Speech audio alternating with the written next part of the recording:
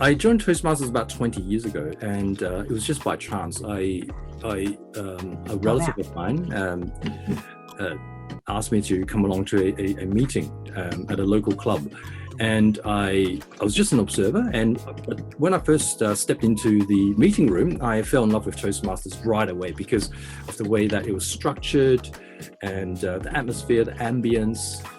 Everything sort of gelled really well together. So after a while, I decided to join as a member. And the first few speeches was quite daunting, very scary. There's a lot of ahs and ums and word fillers. But after a while, I came to a breakthrough about a year or two into my Toastmasters journey.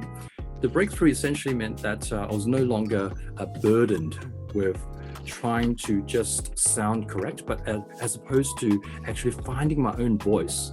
And through finding my own voice, I was able to be more comfortable, more natural on stage, and I could then be able to write my speeches in a way that would fit my speaking style more. So that breakthrough came about, I guess, 18 years ago, and ever since I'm still learning and also refining and developing.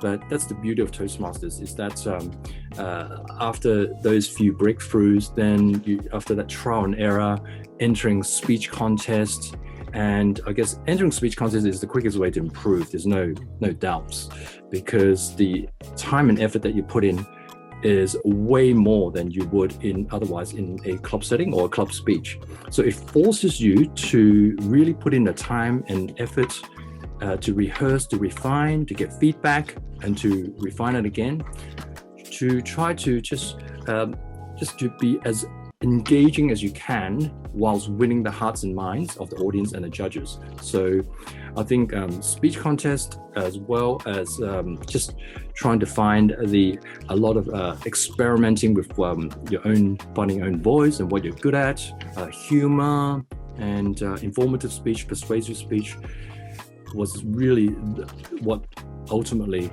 led the speaker that I am today.